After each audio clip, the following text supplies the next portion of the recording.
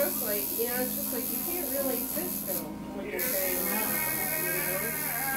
and it makes it so hard.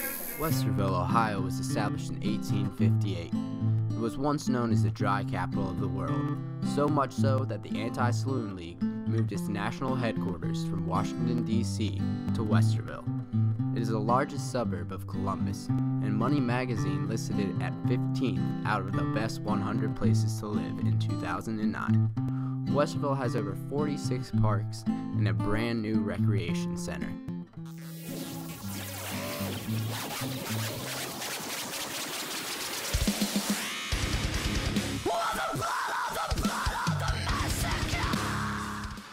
Among the small shops located in uptown Westerville, there's an unlikely sight. A tattoo shop named Thrill Vulture Tattoo. Skateboards, loud music, and tattoos are the staple of this business.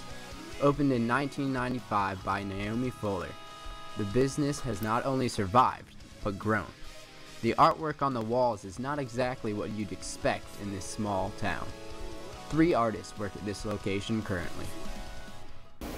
I'm Naomi Fuller, and I own Thrill Vulture Tattooing. Matt Brown.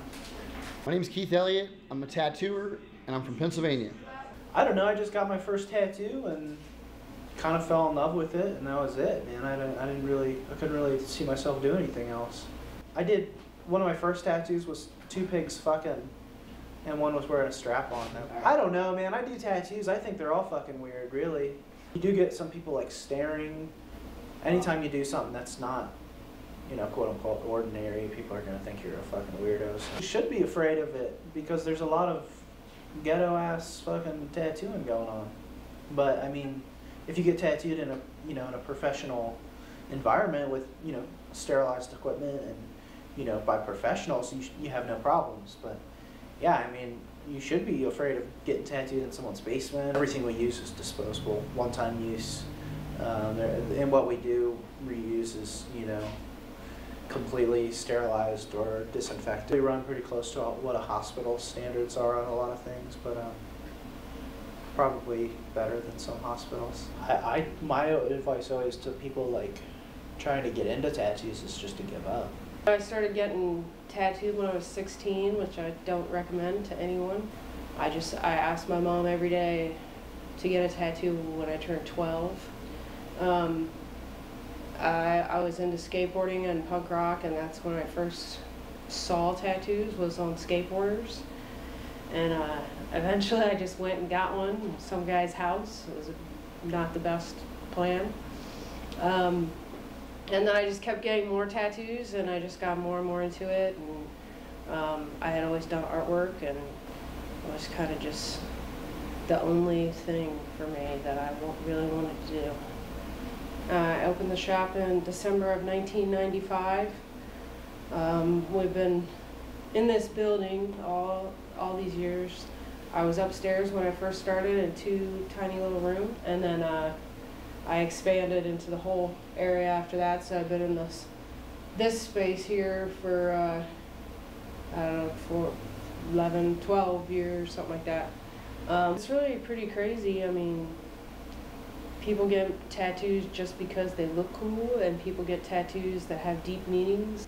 So, I mean, there's a lot of stuff like that that's a memory or a symbol of something that's happening in their lives, or for their kids or their parents, or, things like that. I always like to say you never know what's under those suit and ties, which people laugh at, but it's a very true thing. All right, let me try to keep it fresh. What spurred me into tattooing was a friend of mine growing up had moved to Pennsylvania from Los Angeles, and his dad was very, very heavily tattooed, and his dad was a huge influence on me growing up. What kid is not gonna love going into the tattoo shop where there's chicks hanging out and people smoking weed and fucking music, and come on, man, that shit's awesome. Every tattoo shop's different. Some tattoo shops are strictly business, and it's, you're churning out tattoos all day. Other shops are real relaxed and, a little less high pressure. I've worked in both. I thrive and enjoy both atmospheres a lot, I just like tattooing, so I'm not really in it for the money. You know, if I would be a tattooer whether I was making money or not, really, you know. Dude, a black Baptist minister from Atlanta, Georgia that was in town saving souls, man, and got a tattoo and on his trip to save souls. So, you know, like, and I tattoo junkies and hookers, you know, like it's everybody in between. People are weird and, you know, dangers and downfalls and what true addiction was. And I come to realize later that, you know, the guy that wanted to apprentice me was a very bad heroin addict and more or less, you know, just wanted my money. And shortly after the apprenticeship was offered to me, he split town and was never to be seen from again. Second apprenticeship was good. I you know, I stayed very humble. I worked 2 jobs and tattoo shop and was broke and, you know, like had no money and would do drawings and help people and then watch,